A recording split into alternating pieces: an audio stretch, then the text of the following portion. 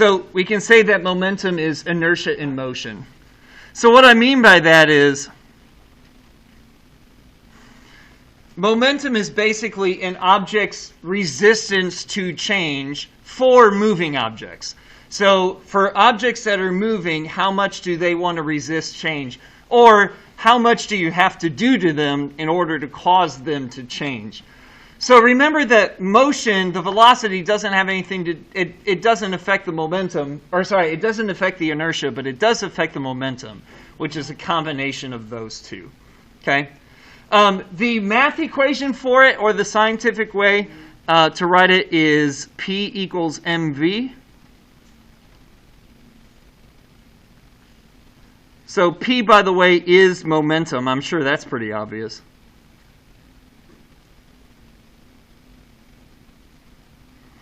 It's P, like, I forget if it's like, that's what momentum is in Italian. It starts with a P, or in French, or I don't know. It starts with a P in a different language. That's why it's P. Also, you can't use M because mass has M. So there you go. Okay. So P equals mv. So there's two ways you can describe momentum. If I say, hey, what's momentum? You can say inertia in motion. That's fine. Or you can say an object's mass times its velocity. Both of those are correct. Both of those are fine. All right, which one should have the greater momentum and why? So I want you to take a look at these three scenarios. Would a bottle on a desk or a falling leaf have more momentum? Would a car at 15 or a truck at 15 meters per second have more? Or would a car at 70 or a car at 15 have more? There's no trick ones here. There's none of these, ha, fooled you, it's the same. I want to know which one is going to have more. So take 30 seconds. Circle which one you think is going to be more from each of these three scenarios.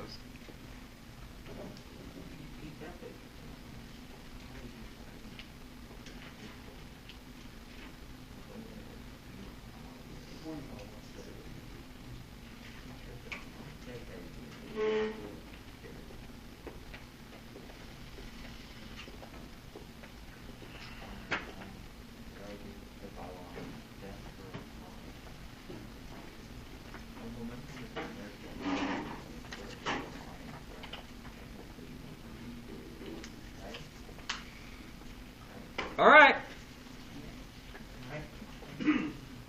Let's take our guesses and see how we did. All right, let's see. Where are we going to start? Let's start in the back. Dylan, let's start with you. Which one do you think has more momentum, the bottle sitting on the desk or the falling leaf? Why? Yeah, it's in motion. The bottle is not in motion, therefore its momentum is 0. Objects that are not moving have 0 momentum. Okay? Which doesn't mean that you can't think about momentum, it just means they don't have any now. If you want to give them momentum, you have to do something to them to cause that to happen. But at least at the moment, they don't have any momentum. Okay? All right, good. Let's see, Sebastian. What about the second scenario? The car going at 15 or the truck going at 15? Which one do you think has more momentum? I think they're both equal because they're in motion. It doesn't say anything about weight. Well, but you've seen trucks and cars, right? Yeah. So do they have the same weight?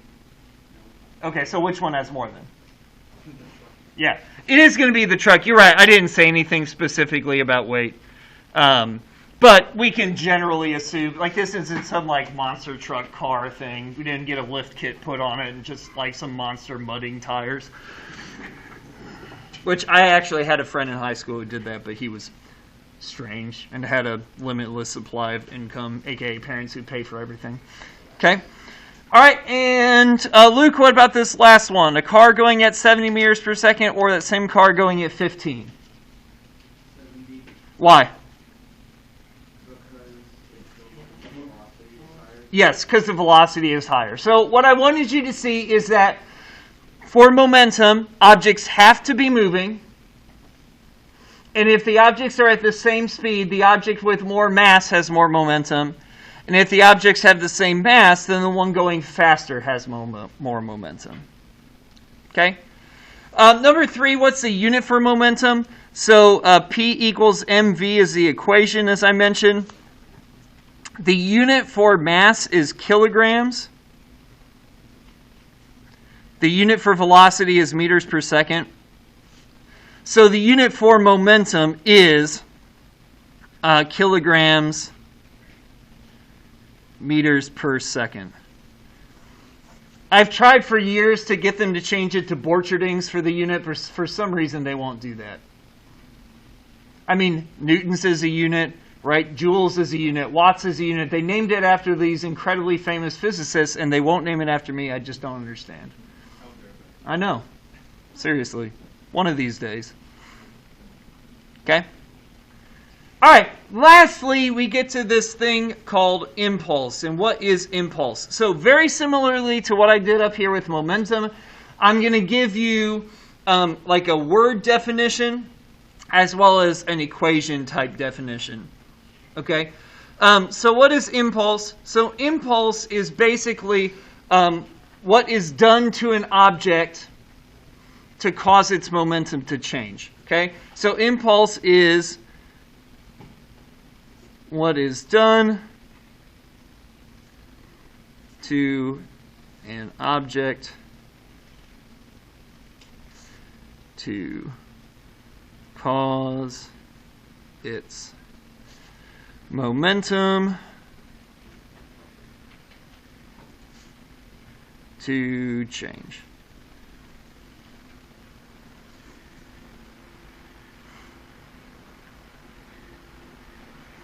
And the equation version of this is impulse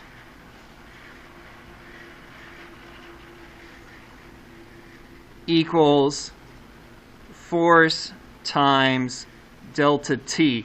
Now, here's why I'm using delta t here and not just regular t. So delta t is called the time interval.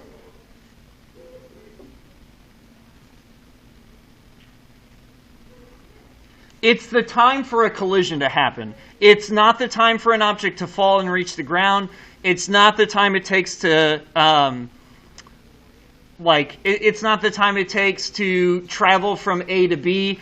It's just how long the collision lasts. So it's how long you're applying the brakes on your car. It's how long your bat's hitting the baseball. It's how long your fist is punching somebody in the face, whatever the case may be, okay?